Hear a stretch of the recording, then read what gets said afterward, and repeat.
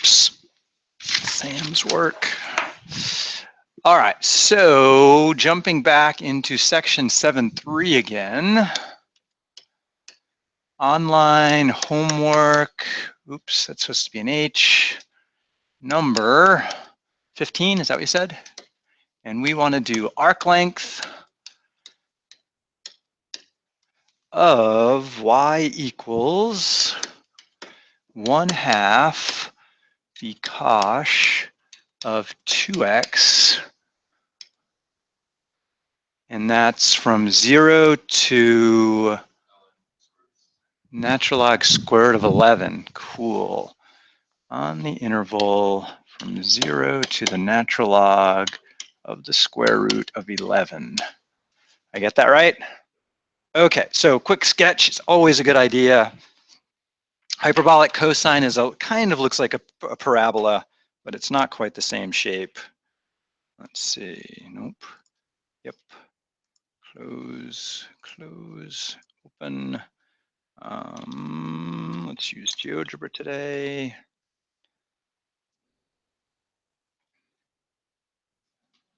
New. All right, so 1/2 cosh of 2x, right? Yeah. And we want to go from 0 to x equals the natural log of the square root of 11. It's right over there.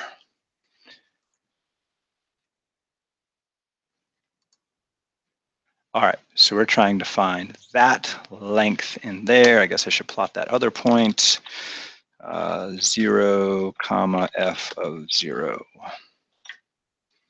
All right, so between those 2 points, we could zoom in a little and move it. So let's see, that's like straight line length would be like 1, 2, 3, 4. It's at least 5 or 6, somewhere in there, ballpark. All right, fun with math. So arc length formula is related to the Pythagorean theorem.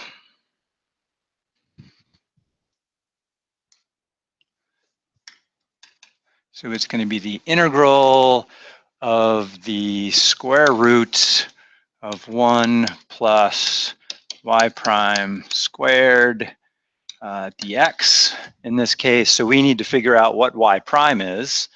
So let's see, y prime is equal to, derivative of the cosh is the sinh, yeah, and then chain rule is going to multiply by a 2 and cancel that 1/2. So I'm just going to get the sinh of 2x. And squaring it and adding 1, I'm going to end up with 1 plus the sinh squared of 2x. Now, anytime you see a hyperbolic or regular trig function squared, you should think, oh, this might be related to the Pythagorean type theorem. And the theorem, let's see if I can get this right. I think the theorem says that if you take the cosh and square it of something, let's call it theta, and you subtract the sinh, am I getting this right, anybody? Then you get 1. You think it's right? The subtraction of the sinh? Yeah, sometimes I forget which one goes first, but I'm pretty sure the cosh is first. If that's the case, then the cosh squared is equal to 1 plus the sinh squared. So according to this identity right here, then this guy up here is really just the cosh squared of 2x, which is lovely because that's what gets to go inside my square root there. So it turns out for us, the arc length is going to be equal to the integral as x goes from 0 to the natural log of the square root of 11 of the square root of the cosh squared of 2x, which is just the cosh of 2x dx. So now we need an antiderivative for that. So new page, integral again from 0 to the natural log of the square root of 11 of the cosh of 2x. What's a candidate for an antiderivative? The sinh of 2x, but if we take the derivative of the sinh of 2x, there should be a 2 out here, which there's not, so I could tweak by, say, putting a 2 there and a 1/2 out front. So there's the 2 I need, and so the 1/2 is a tag-along constant. If you are unsure about that, you could use a u substitution instead of doing that. If you let u equal 2x, then du would be 2 dx. Since there isn't a 2 on the outside up there originally, then we would say dx must be 1/2 du. And so there's another reason we get that 1/2 up there. And then we have to evaluate that sucker between 0 and the natural log of the square root of 11.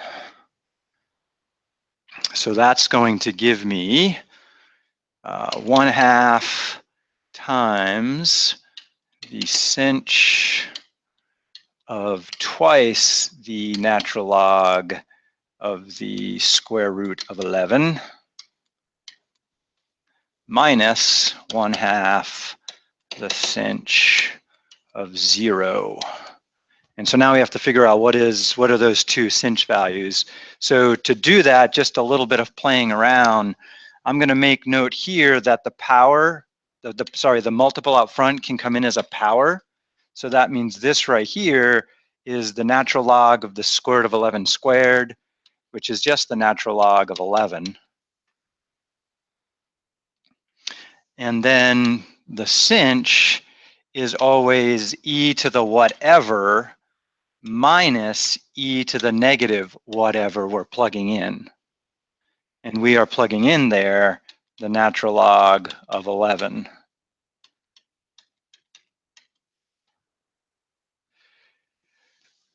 All right, so that's right here. I'm going to have a 1/2 times that minus 1/2 times, oh, I forgot my over 2,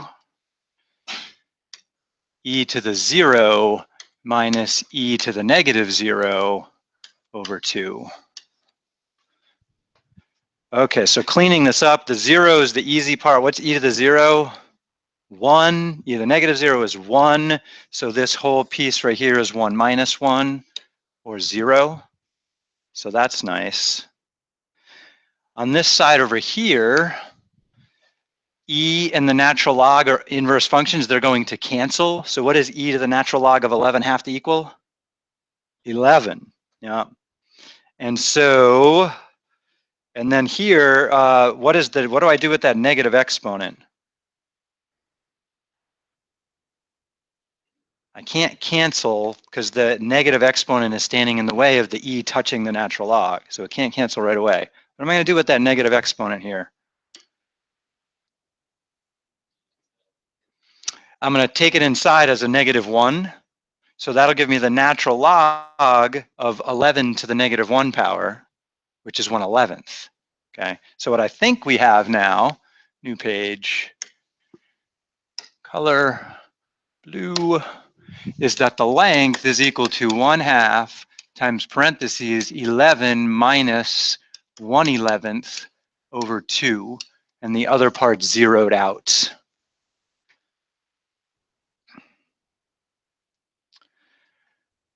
So cleaning this up fractionally a little bit, because I'm sure they wanted an exact answer on this one, I'm going to have 1/2 times 1/2 is a 4th. And then I would need a common denominator up there, so I'd have to multiply by 11 over 11. So that's 11 times 11 on a good day is what, 121, minus 1 is 120. So times 120 over 11. 4 happens to go into 120 30 times. So what do you think, 30 elevenths? Yeah, so the other thing I would do here is I would go back to my original integrand and type that into something like GeoGebra, Wolfram Alpha, Desmos, whatever your favorite tool of the day is. So I'm going to do that just to double check before moving on. So I want the integral of f of x up there. Ooh, put that in the wrong spot. Interesting. Ooh, wow, that was weird. Oh, I know you have an error. Stop it. Can I tab? Oh boy, it is not happy with me today. Oh, stop it. Yeah. Integral, what? Uh-oh, we have gremlins in the computer. Ints, there we go. Of, why aren't you working? Ints of, there we go. F, aha, from 0 to the natural log of the SQRT of 11, and we get about 1.36-ish. Anybody check what is 30 over 11? Oh, interesting. But if you divide it by 2. Oh, I forgot to take the square root of this sucker. Wait a minute. What is wrong? Did I type something wrong in GeoGebra?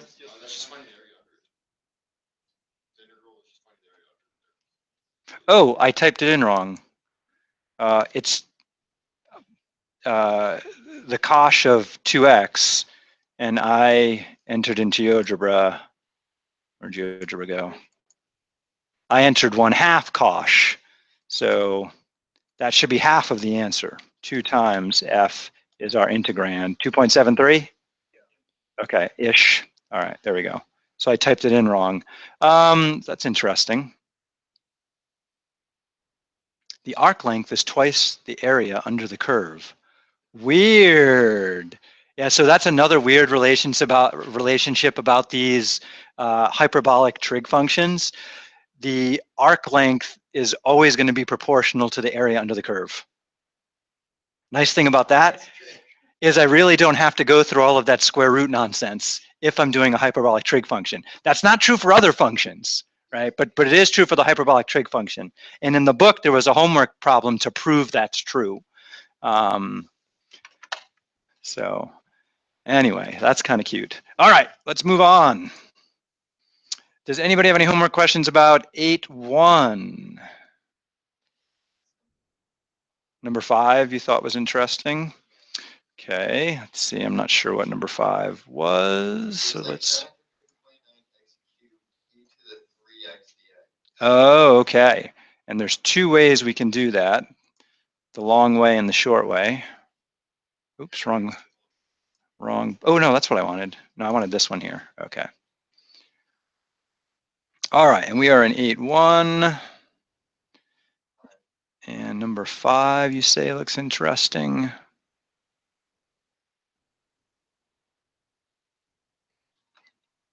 Okay, blow you up.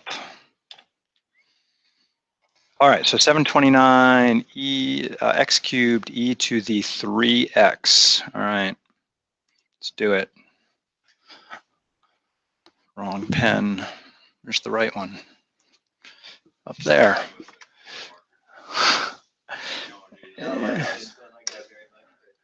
Yeah, all right, so, oops, I put my new page in the wrong spot.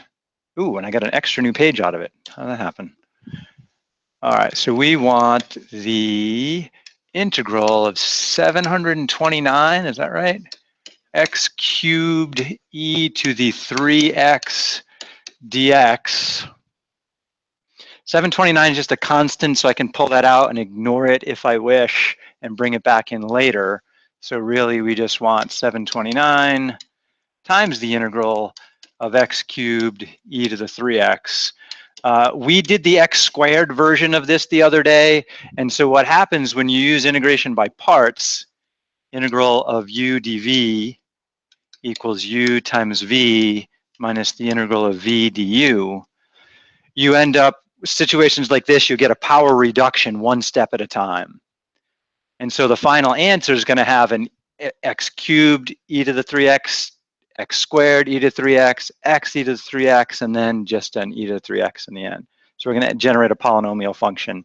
And the book does go over a shortcut method, but I'm going to not do that at the moment. So what should we pick to be u, do you think? No, x cubed. You always want to pick something that's going to have an easier derivative or integral. Now, e to the 3x doesn't matter which way we go, really. But the x cubed, the integral is more complicated. That would be x to the 4th over 4. That takes me in a worse place. So we would like u to be the polynomial, which means dv has to be the rest of it, which is the e to the 3x dx.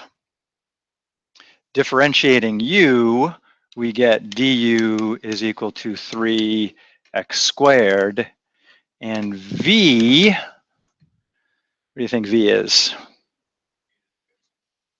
E to the 3x over 3, correct, or 1/3 e to the 3x.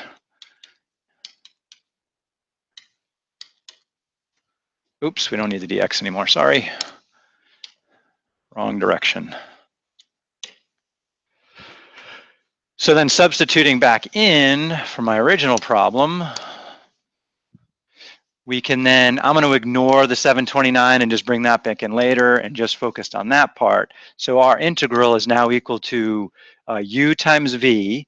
So I'm going to write that as 1/3 x to the 3rd e to the 3x minus the integral of v du, which is going to be 3x squared times 1/3, or just x squared e to the 3x dx.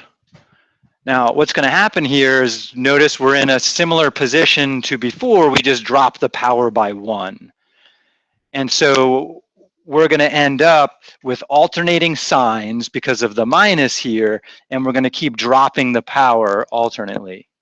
All right, so do the next one just to see that's going to happen, and then I'll show you the shortcut version of this.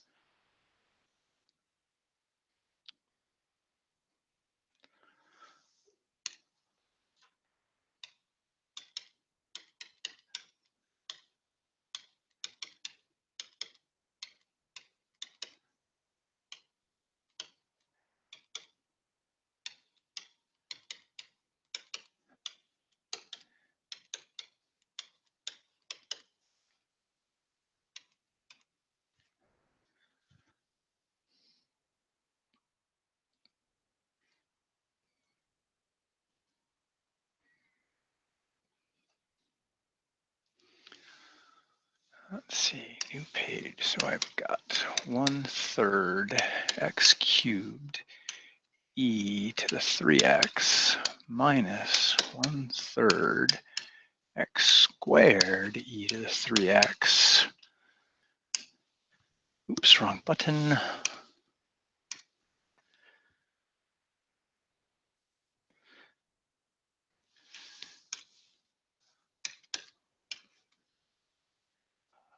Of v du.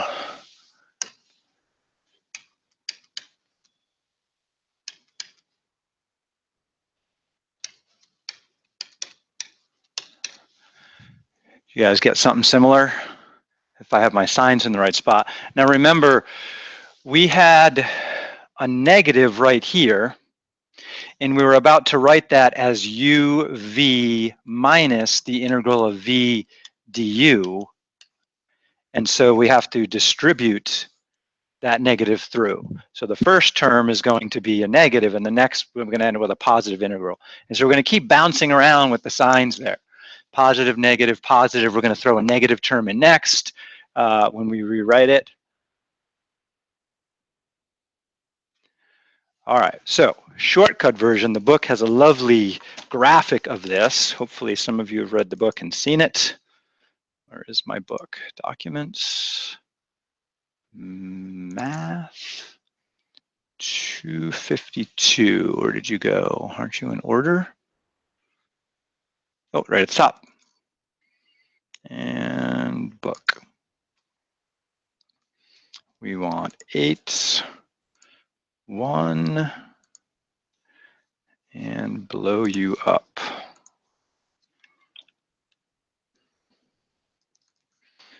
Page down.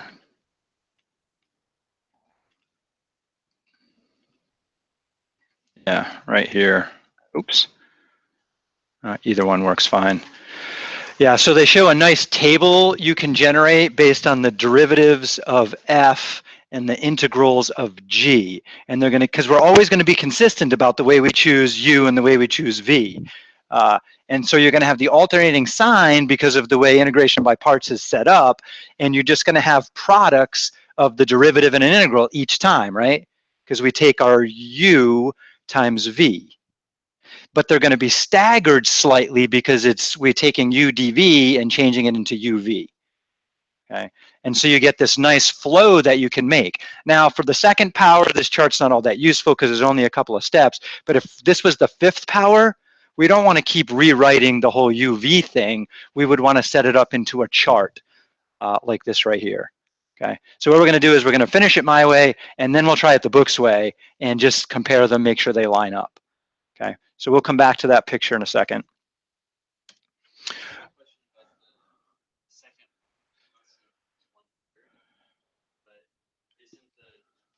Right here. Did I make a mistake there? Okay, let's see. So here's my, so based on, so I'm working on, let's get a highlighter.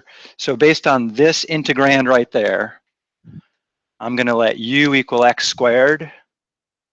So du is going to be 2x. And then my dv is 3x dx. So v is 1/3 e to the 3x. So then my first part of this is going to be my uv, which is 1/3 x squared. Did I miss my 1/3 or did I put it in there? 1/3 x squared e to the 3x. 1/3 x squared. Yeah, that looks right. Yeah. Did I answer your question or did I miss something?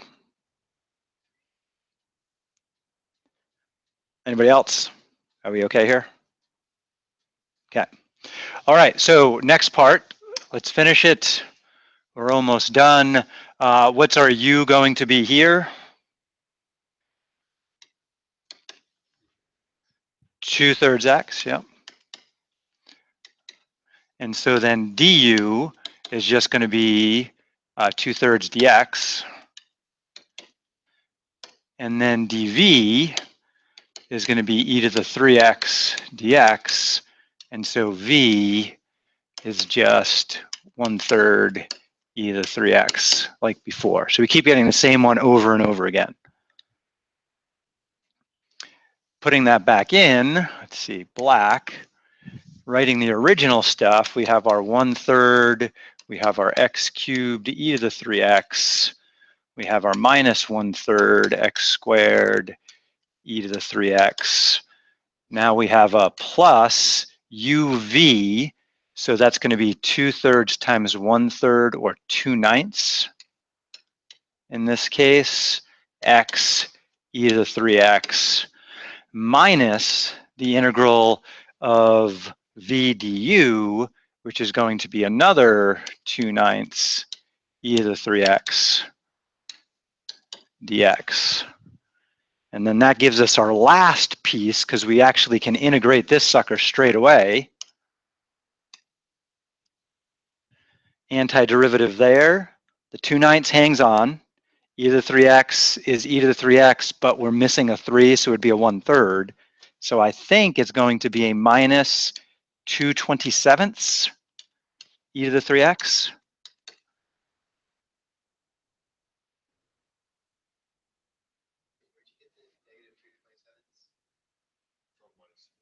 I've got the 2/9 here, right? And if I differentiate e to the 3x, I would multiply chain rule by 3, which changes the 27 to the 9. So we're getting that same 1/3 that keeps popping up in each term from the antiderivative. And then I don't think this one came with boundaries, did it? Was it just find an antiderivative? Yeah, so we have a plus c. And then we don't want to forget our 729. We just held that off to the side because that complicates matters. Yeah, so there's going to be a plus c here. And then the other thing to consider is this whole thing is being multiplied by 729. Notice every single term has an e to the 3x in it. I could factor that out. Every term has a 1/3 in it. I could factor that out. So you could factor it. I don't think the online homework is going to care either way about the factoring.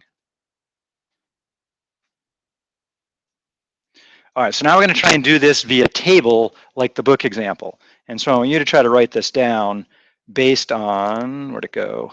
This example right here. So now they're using it for sine. We're going to use it for e to the x. I think the previous example might use e to the x. Let's see.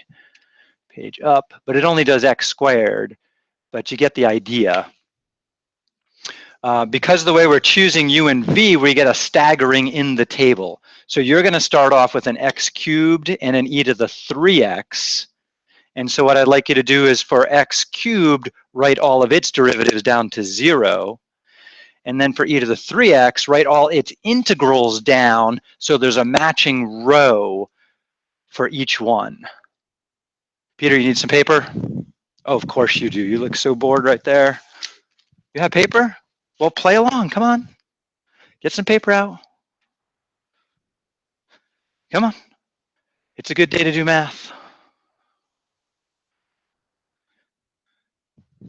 I find doing math just about as good as a sunshiny day on my head. Let's brighten up the world. So again, we want the derivatives, integrals, and we're going to alternate signs in between. So I'm going to start writing down my version and we'll compare notes. New page. I have, let's see, x cubed, and I'm going to have a 3x squared, and then a 6x, a 6, and a 0. And then corresponding to each of those, we have, let's see, how did they draw that there? Same line. E to the 3x, 1/3 e to the 3x, 1/9 e to the 3x, 1/27 e to the 3x. And let's see, do I need that last one? It says yes. 1/81 e to the 3x. And then we put in our charges, plus, minus, let's see. New page.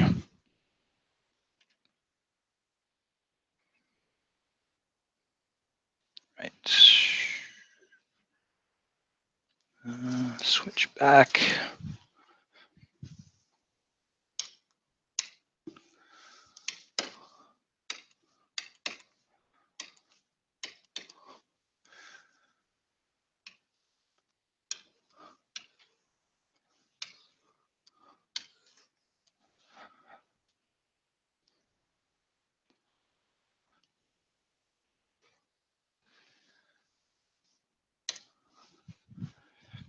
So following this along with the answers, we should get a 1/3 e to the 3x.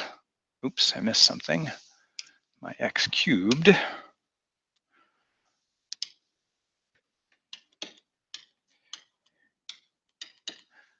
And then a minus 3x squared times 1/9. So 3 times 1/9 is what? 1/3 x squared e to the 3x. And then a plus 6/27 Is that reduced to what, 2/9? X e to the 3x. And do I have enough room to fit this last one? I think so. And then I have a minus 6/81. 3 goes into both of those. So that's going to be a minus 2/27 e to the 3x, according to that flow chart. Does that match what we calculated earlier? I think it does. When can you use this flow chart? You can use this flow chart when you have a power function, x to some whole number power times e to some power, 2x, 5x, whatever x, pi x, anything like that. You can even apply it to trig functions, as they showed in the book here, on this next one here, which is kind of nice. Now there we have some more complications because the trig functions have positives and negatives floating around, so we have to be extra cautious with our SIGNs, our signs. All right, anybody have another problem they wanted to take a look at?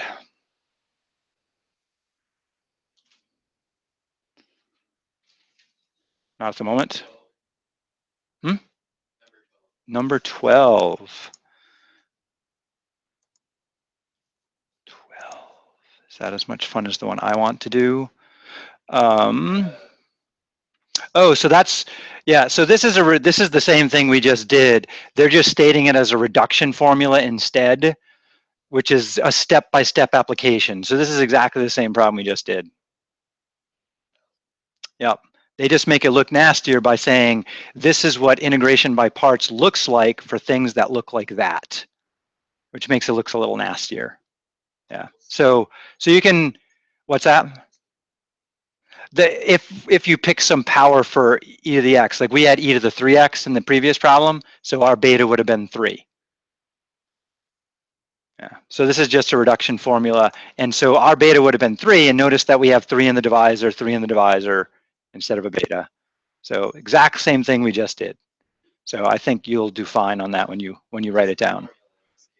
Yeah, the formula looks worse than it is because they threw those alphas and betas in there, but you got that.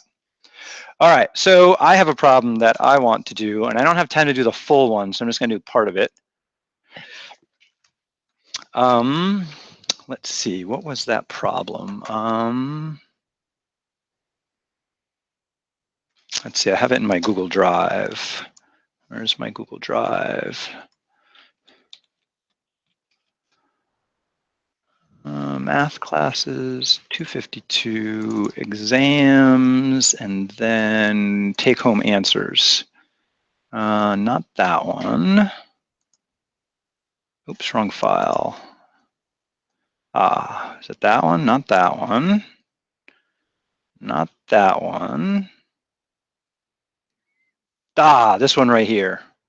Yeah, so we didn't have the tools to do this revolution, but we do now with knowledge of hyperbolic trig functions and knowledge of integration by parts. We can pull this off. I don't think we can do the whole thing in 10 minutes, so we'll break it into parts. So let me get a screenshot of this, and we'll start it today and finish it tomorrow. So screen clipping, come on, there you go. I just grab this whole chunk. All right. So like on this one on the test, I was looking to see that you did some substitution to see that, hey, this isn't working. I'm going to use a computer to get an answer. So hopefully you showed me something there.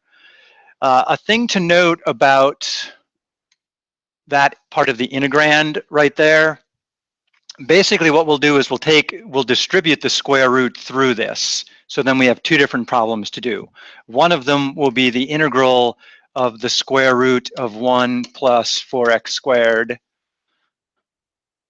with respect to x, and the other one will be a minus the integral of x squared times the square root, extra square root of 1 plus 4x squared dx.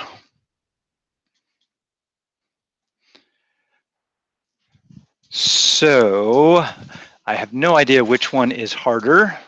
I'm guessing the second one. So other things we're going to need are our cheat sheet for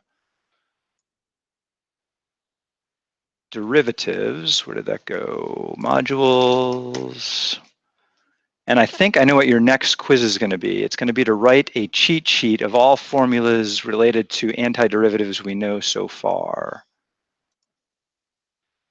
which is kind of like that first page in chapter 8. Okay, so general formulas, trig, inverse trig. Is this what I want? Yeah. Let's see. No, it's, oh, hyperbolic, right? Yeah, thank you. Okay, here we go. So we're close. We're not quite there. Notice this is in the denominator for the hyperbolic sign. Our current one is in the numerator. Okay, so think square root in the numerator versus square root in the denominator. Anybody remember like a relationship?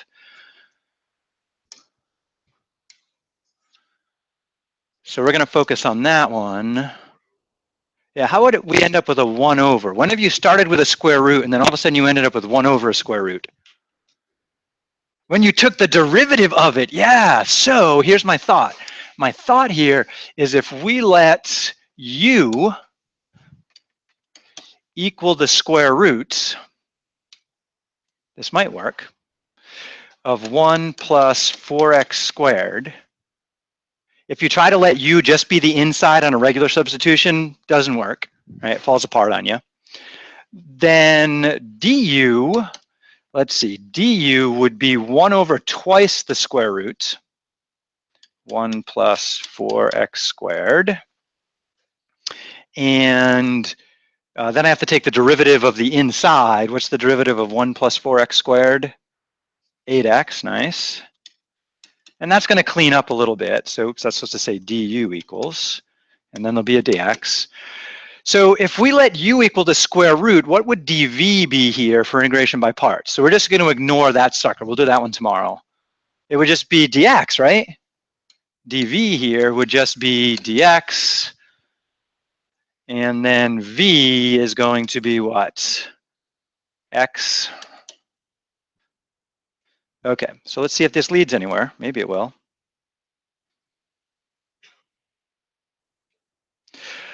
So let's see, uv. So we had the integral, oops, wrong color. The integral of the square root of 1 plus 4x squared dx.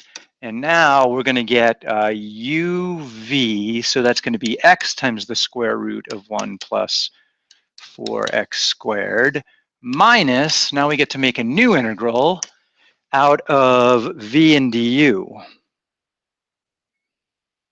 And that's going to give us an x squared, and then 4 times the square root in the bottom, it looks like.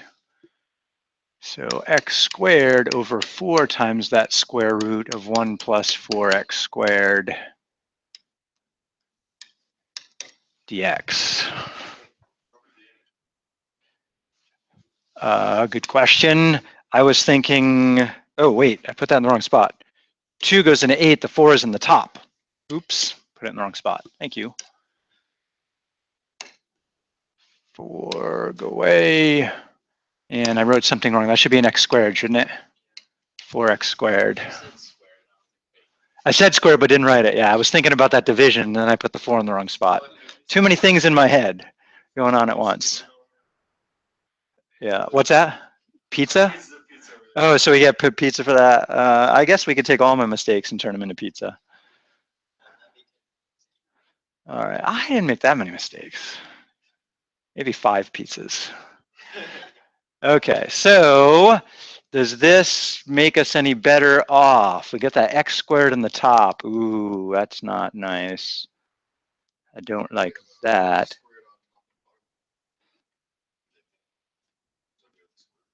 Yeah, if we try to do a regular u substitution with that right there, we won't have our du properly in there. So that'll be trouble. So What's that? Yeah, I think we need integration by parts again. So one note here is that if I try to, if I let dv equal 1 over the square root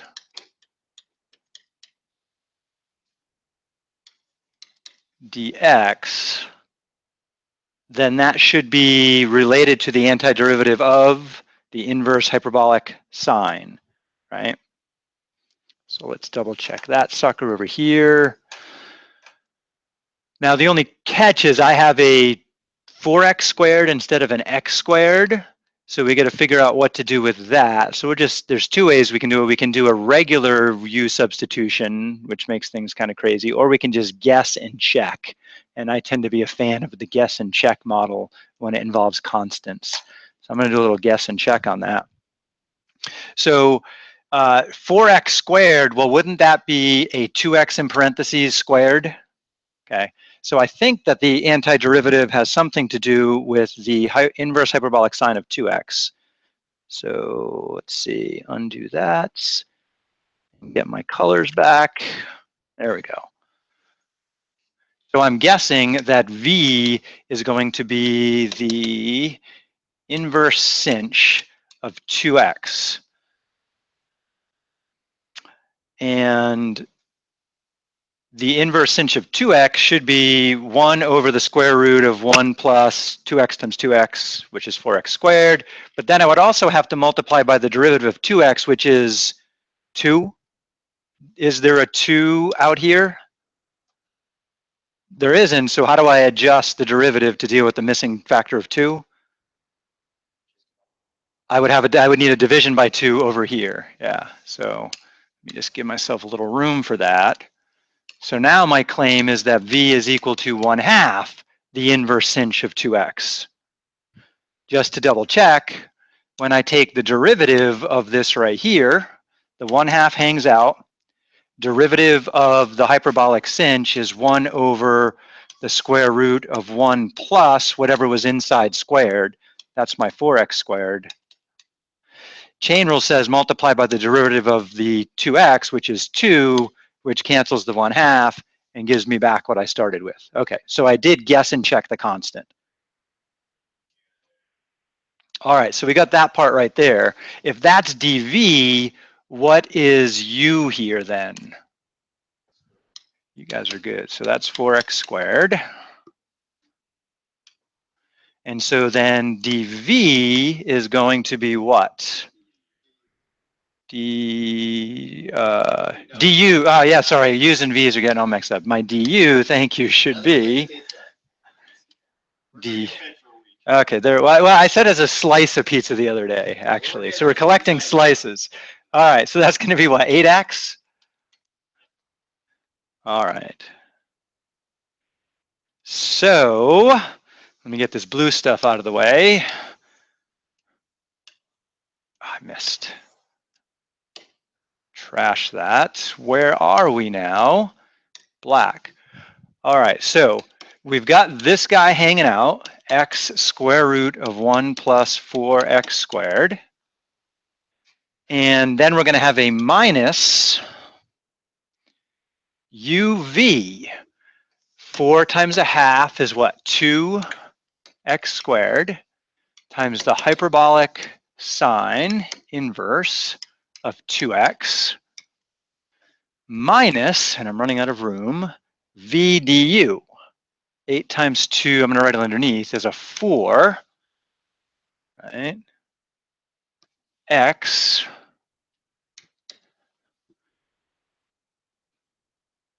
am I getting this right? Times the hyperbolic sine inverse of 2x, and that is being integrated with respect to x.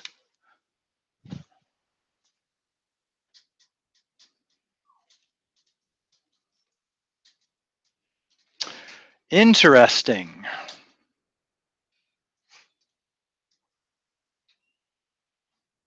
I think we're almost done, but we're out of time.